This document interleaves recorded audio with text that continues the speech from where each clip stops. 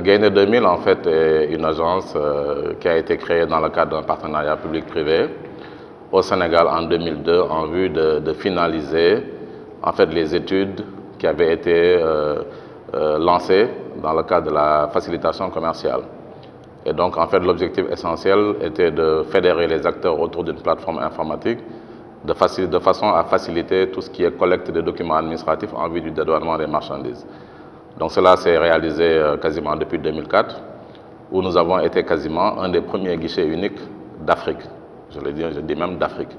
Et cela a valu quand même une reconnaissance à Gaïndé 2000, non seulement dans les recommandations internationales, parce qu'aujourd'hui, si vous regardez les recommandations en termes de guichet unique du commerce extérieur, vous allez retrouver l'exemple du Sénégal dans ces recommandations, qui est particulièrement la recommandation 33 de l'UNCFACT. Ensuite, nous avons voulu également partager ces expériences autour d'une association. Et c'est comme ça qu'en fait l'Alliance africaine pour le commerce électronique est née, de façon à pouvoir échanger et créer un cadre de concertation avec un ensemble de pays. Et l'Alliance aujourd'hui compte à peu près 19 membres, compte 19 membres même, et qui permet aujourd'hui, dans le cadre d'une conférence comme celle-ci, de pouvoir partager les expériences des différents pays, comme vous l'avez vu dans la présentation de ce matin, où nous avons fait le cas de mise en œuvre en fait, de chacun des pays, de façon à avoir l'état des lieux et le niveau de développement de chacun de ces pays-là dans le cadre de la facilitation commerciale.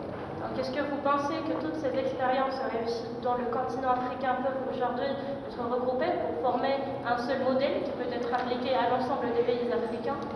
Alors, avoir un seul modèle, ce sera très difficile parce que dans le cadre des expériences de guichet unique, on se rend compte quand même que j'allais dire, les piliers des guichets peuvent être différents d'un pays à l'autre. Quand je dis piliers, c'est-à-dire que quelle est la structure qui gouverne le guichet unique. Et donc, dans certains pays, vous allez avoir le ministère du Transport, dans d'autres pays, vous allez avoir l'administration des douanes à travers le ministère des Finances. Donc, c'est très difficile d'avoir un modèle. Par contre, ce qui est quand même assez, j'allais dire, commun, c'est comment trouver un consensus autour des acteurs qui interviennent dans le cadre des opérations d'import-export, de façon à pouvoir créer une plateforme d'échange d'informations. Et donc, en fonction du niveau d'avancement technologique des pays, on peut être amené à pouvoir aller plus ou moins en profondeur dans le niveau d'intégration, parce que vous pouvez avoir des pays qui ont déjà un niveau d'avancée technologique assez important, ou vous êtes plutôt dans des logiques d'interopérabilité de systèmes plutôt que dans la logique de construction d'un système unifié. Donc, les modèles peuvent être différents. Vous pouvez avoir des pays qui ont un niveau, par exemple, technologique assez pauvre au niveau des administrations, où le guichet peut aller jusqu'à créer des interfaces pour ces administrations-là de façon à pouvoir travailler de façon concertée autour d'une plateforme informatique. Donc les modèles sont un tout petit peu, peuvent être différents, mais la finalité est la même. C'est comment faciliter les opérations d'import-export à l'opérateur économique. C'est ça essentiellement la finalité. Est-ce qu'aujourd'hui on peut parler globalement, c'est-à-dire de travailler sans papier, c'est-à-dire vraiment zéro papier quand ça vient aux relations commerciales et surtout en termes de commerce extérieur? Alors, c'est clair que c'est, j'allais dire, une étape qui est importante dans le processus de modernisation des administrations et dans le processus de modernisation, en fait, j'allais dire, du commerce extérieur. Il y a quelques années, lorsqu'on parlait de guichet unique, on n'était pas forcément dans une logique de dématérialisation. Ce sont des termes qui, aujourd'hui, sont quand même des termes courants. Lorsqu'on parle de dématérialisation, tout le monde sait qu'on est dans une logique de zéro papier. Et cela se traduit même dans j'allais dire, dans notre vie quotidienne. Quand vous faites des transactions, vous n'êtes pas forcément dans la recherche d'un document. Et donc, naturellement, il est important aujourd'hui que les administrations aujourd'hui aillent également dans ce sens-là, où à la limite, on se départit un peu de ces aspects documents physiques qui donnent l'impression qu'on détient la preuve de quelque chose, alors qu'aujourd'hui, nous sommes tous dans une ère technologique où nous utilisons beaucoup de smartphones, on utilise beaucoup d'ordinateurs, où finalement, on se contente des informations qui sont véhiculées à travers ces plateformes informatiques-là. Et donc, naturellement, lorsqu'on parle de dématérialisation, c'est une étape qui aujourd'hui est indispensable dans un processus de single window, le terme qu'on utilise aujourd'hui, de guichet unique, le guichet unique abouti. D'accord? Parce que lorsqu'on parle de guichet unique, c'est vrai, on est au départ dans la logique de concertation, d'orchestration d'un certain nombre de processus, mais la finalité, c'est quand même de permettre aux administrations de pouvoir prendre des décisions sans pour autant avoir à manipuler de papier et en limitant les contacts physiques entre les individus. Et aujourd'hui, le processus de dématérialisation, je pense, est un processus irréversible. toutes les administrations sont censées aller vers un processus zéro papier. Et donc nous avons vu à travers des présentations ce matin que quasiment toutes les présentations intègrent un volet de dématérialisation qui quand même s'accompagne de la mise en place d'un certain nombre d'instruments et d'un certain nombre de réglementations qui permettent de donner une valeur juridique à ces documents. Et essentiellement, en prenant l'exemple du Sénégal, il y a des lois qui ont été votées en 2008 et qui ont permis de favoriser quand même l'utilisation du document électronique. Et nous nous en réjouissons et nous voyons aujourd'hui à travers une conférence comme celle-ci, c'est quand même l'orientation qui est donnée à la plupart, j'allais dire, des acteurs et à la plupart même des pays qui sont aujourd'hui en train de mettre en place ces guichets-là, que l'utilisation du document électronique en allant vers le zéro papier est irréversible. Alors, ma dernière question en fait, est toujours relative au processus de dématérialisation.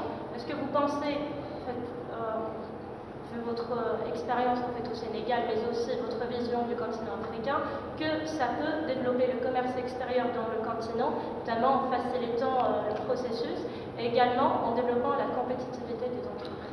Alors oui, tout à fait, parce que lorsqu'on regarde dans certaines interventions, on se rend compte aujourd'hui que nous avons eu des thèmes comme comment le guichet unique aujourd'hui peut favoriser l'intégration sous-régionale. Et donc dans ce sens-là, il s'agit essentiellement de faire en sorte que les opérations de commerce extérieur d'un pays à l'autre soient favorisées par des processus qui interviennent à travers des plateformes de guichet unique.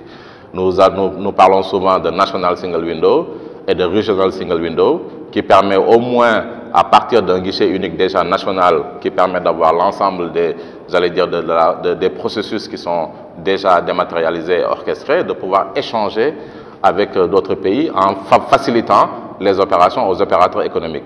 Et dans ce contexte-là, il y a des projets innovants qui ont été initiés par l'Alliance africaine, en l'occurrence, par exemple, le projet d'échange du certificat d'origine électronique qui permet effectivement à un exportateur d'un pays de pouvoir avoir un certificat d'origine électronique et que ce certificat-là devienne un document d'importation dans le pays de destination de la marchandise. Et donc, en donnant une valeur légale à ce pays, forcément, ça favorise et ça simplifie en fait les opérations d'un pays à l'autre et favorisant bien entendu l'intégration sous-régionale.